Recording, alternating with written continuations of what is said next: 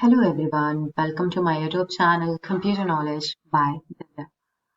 आज की वीडियो में हम देखने वाले हैं पाइथन और पाइथन में हम देखेंगे कंडीशनल स्टेटमेंट क्या होता है। कंडीशनल स्टेटमेंट जैसे कि मैंने आपको अपनी लास्ट वीडियो में बताया था कि कंडीशनल स्टेटमेंट हमारे दिए कंडीशन स्टेटमेंट होती है, एक इफ एल्स स्टेटमेंट होती है, एक एलिफ स्टेटमेंट।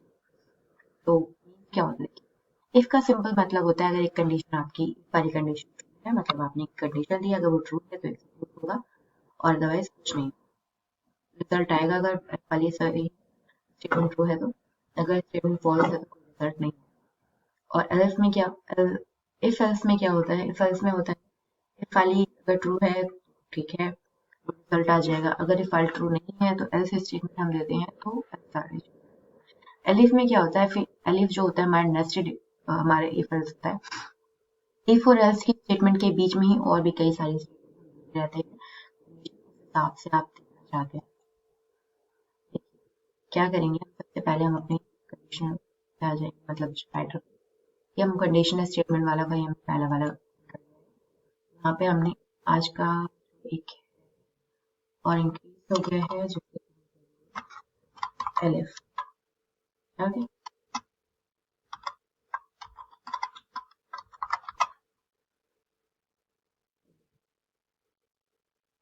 सिंपल हम क्या करेंगे, सिंपल हम यहाँ लिखेंगे जैसे कि मार्क इक्वल टू, मान लीजिए मैंने 97 लिखा है। ठीक है, यहाँ पहले से रन करा देते हैं। अब यहाँ से हम अपने स्टेटमेंट लिखना शुरू करेंगे। इफ मार्क, अगर मार्क जो है ग्रेटर देन इक्वल टू 90 है एंड मार्क अगर क्या है 100 से कम है। ठीक है, अगर 100 से कम है या इक्वल टू 100 देन क्या होगा, प्रिंट करते हैं ग्रेड ग्रेड ए आ जाए। ओके, अगेन अब यहाँ पे अभी हमें और भी बी सी और डी तरीके से करना है तो इसीलिए एलिफ लगाएंगे। अब हम क्या करेंगे, अब हम दोबारा कंडीशन लिखेंगे। वो क्या लिखेंगे, मार्क अगर मार्क जो है ग्रेटर देन इक्वल टू 80 है एंड मार्क जो है 90 से 90 के बराबर पहुंच गए। इस तरीके से मतलब कि 80 से ज्यादा है और 90 से कम है। ठीक है, देन प्रिंट करेंगे ग्रेड, देन अगेन हम एलिफ लगाएंगे एंड मार्क। एक बात और ध्यान रखिए, एंड लगाया इसका मतलब कि अगर दोनों स्टेटमेंट ट्रू होंगे तभी वर्क करेगा, वरना ये फॉल्स ट्रू, फॉल्स मतलब कि वो वर्क नहीं करेगा। यहाँ क्या होगा 70 एंड मार्क जो है 80 से कम है। प्रिंट करेंगे आप, एक तरीके से आप अपना कर्व बना रहे हैं। अगर इस हिसाब से जो भी आप डालेंगे उस हिसाब से आपको यहाँ पे रिजल्ट शो करेगा। ग्रेड आप बनाए एलिफ, अगर मार्क जो है के वो क्या है 60 ज्यादा है एंड मार्क आपके 70 से कम है, देन हम प्रिंट करेंगे ग्रेड बी। और अगर ऐसा भी नहीं देन हम एल्स प्रूफ करेंगे, मतलब प्रिंट करेंगे और प्रिंट करेंगे student need to appear again।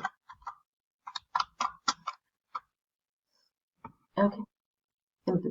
हमने यहाँ पे हमने क्या किया है, यहाँ पे कुछ line of code if mark, अगर मार्क जो है 90 के बराबर है या 90 से ज्यादा है, ठीक है। तो और यहाँ पे एंड लिखा है और मार्क 100 से कम है तो ए आएगा। अब सेम यहाँ पे एलिफ में हमने और स्टेटमेंट लगा दी थी कि अगर 80 से कम है और 90 से मतलब 80 से ज्यादा है 90 से कम है तो, और 70 से ज्यादा है और 80 से कम है तो सी हिसाब से हमने ये स्टेटमेंट लगा दी। तो हमारा एग्जीक्यूट हो चुका है, इसे हम एग्जीक्यूट कराएंगे। देखिए 97 है, ए आ गया। अब यहाँ पे हम मार्क दे रहे हैं, मार्क अब यहाँ पे मान लीजिए मैं 20 दे रही हूँ, ठीक है। रन कराइए पहले तो। अब से कॉपी पेस्ट एग्जीक्यूट करा दीजिए। स्टूडेंट नीड टू अपेयर अगर मार्क इक्वल टू 77 है। अब आपको कुछ सोचना नहीं है, एक बार आपने स्टेटमेंट लिख दिया सिंपल, आप देन देखिए मार्क सी आ गया आपका। कैसे 77 है, 70 और 80 के बीच में 70 80। अगर आप हिसाब से और लिख, ठीक है।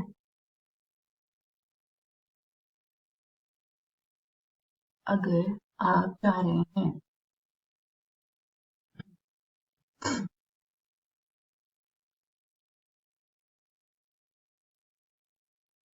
अगर आप लिखना चाह रहे हैं मार्क इक्वल टू अगर 100 है तो इस तब क्या होता है,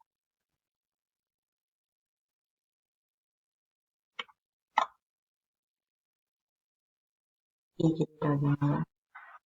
तो ये कंडीशन आपको समझ में आई। यहाँ पे एंड लगाने का मतलब क्या हुआ, अगर ये दोनों तब जाके ये वाला जो बनता है वो एग्जीक्यूट होगा।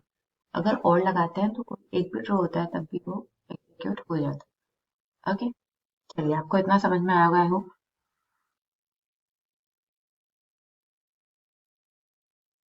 चलिए अब हम देखेंगे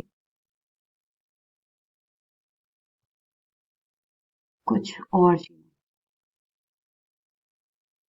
जैसे अब हम यहाँ पे दे रहे हैं कुछ नंबर n1 इक्वल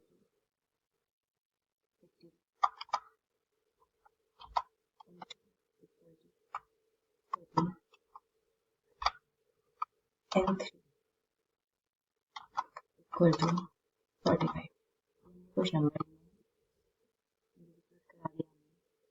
अब simple if n1 greater than n2 and n1 greater than n3, n2 से भी ज्यादा है n3 से भी ज्यादा है तो हम क्या लिखेंगे, print n1 is greater than n1 by n2 and n3।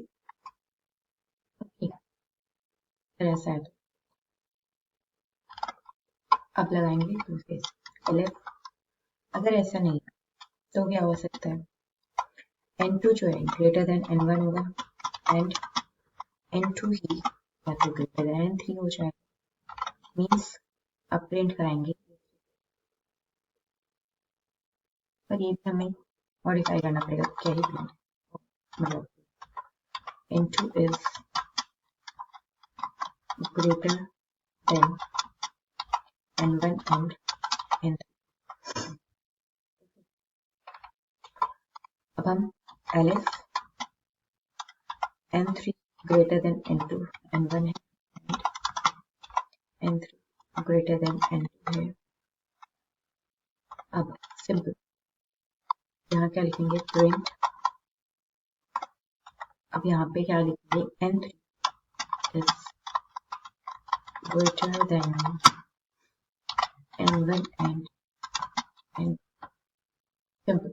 Okay, अगर ऐसा कुछ भी नहीं then else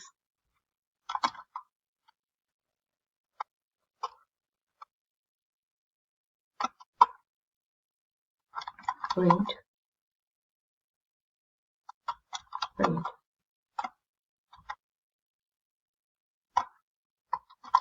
nothing is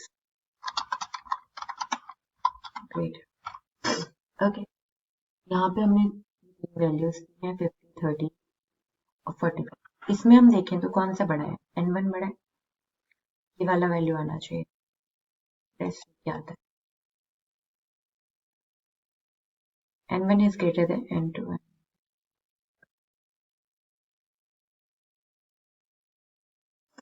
okay, चलिए देखिए, यहाँ पे तो आपको समझ में आ रहा होगा कि आप क्या करना है। यहाँ पे वैल्यू आ गई। अब सिंपल यहाँ पे क्या करेंगे?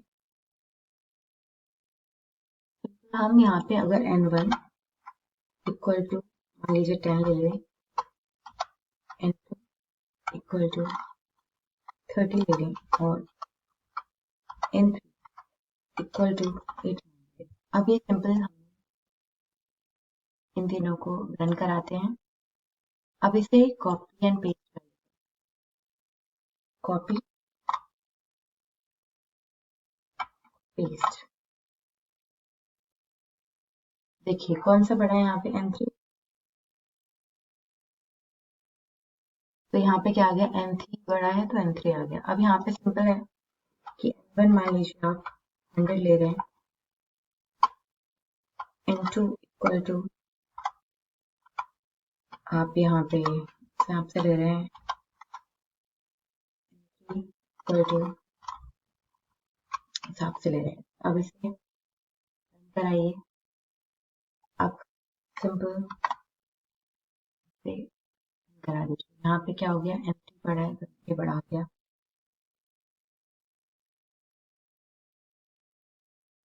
अब यहाँ पे अगर आप चाहें तो इसकी वैल्यू आप चेंज कर दीजिए। मान लीजिए मैं इसकी वैल्यू 200 कर दूं तो क्या होगा? एग्जीक्यूट कराते हैं कि n2 बड़ा हो गया। यहाँ पे इस हिसाब से क्या होगा कि आपकी कंडीशन के अकॉर्डिंग जो भी आप नंबर ले रहे हैं, आपकी कंडीशन जिस हिसाब से लगी होगी एलिफ की या जो भी आपकी कंडीशन इनमें से ट्रू होगी वो वाली रन कर जाएगी। यहाँ पे हमारी वाली रन कर रही है। यहाँ पे n2 बड़ा है 1 से भी, n2 क्या गया? n2 is greater than n1। तो यहाँ पे क्या हो गया? हिसाब से वर्क कर रहा है। आई होप आपको समझ में आया हो कि एलिफ कंडीशन क्या होता है। और अगर आपको भी समझ में आया है तो बहुत अच्छी बात है। अगर आपको कोई डाउट रह रहा है तो आप मुझे I am here for you. चलिए, और अगर आपको वीडियो पसंद आई है तो वीडियो को लाइक कीजिए, चैनल को सब्सक्राइब कीजिए, ज़्यादा से ज़्यादा दोस्तों के साथ में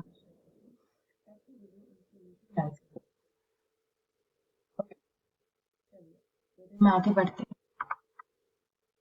अपने ज़्यादा से ज़्यादा दोस्तों के साथ में शेयर जरूर करिएगा। अगर आप कोई और सॉफ्टवेयर सीखना चाहते हैं तो आप मुझे बता दीजिएगा। देखिए, हमारी सीरीज चल रही है पाइथन के, उस हिसाब से हम पाइथन के जो भी कॉन्सेप्ट होते हैं आपको सब लाइन 1 बाय 1 आपको बताते रहेंगे। और उसके बाद में हम Django जो होता है पाइथन का फ्रेमवर्क भी आपको कराएंगे। और आपको मैंने MySQL की वीडियोस भी डाल रखी हैं जो कि पाइथन की डेटाबेस, और MongoDB भी हम आपको आगे बताएंगे। तो आप हमारे चैनल पर बने रहिए और हमारे वीडियो को लाइक कीजिए, कमेंट करिए और चैनल को सब्सक्राइब कीजिए। अपने ज़्यादा ज़्यादा दोस्तों के साथ में शेयर कीजिए जो भी ये सीखना चाहते हैं, ताकि उनके लिए भी हेल्पफुल हो। उन्हें फ्री में ये सब इतने वैल्यूबल कंटेंट मिल रहा है। तो आई विश कि आप उनको भी ये वीडियोस शेयर करें। और अगर कोई भी किसी भी तरीके की आपको प्रॉब्लम आ रही है ड्यूरिंग द वीडियो तो प्लीज़ आप मुझे ज़रूर बताइए, ताकि मैं उन प्रॉब्लम को जल्द से जल्द रिजॉल्व कर सकूँ। Thank you so much for देखने के लिए। Take care, bye bye, have a nice day.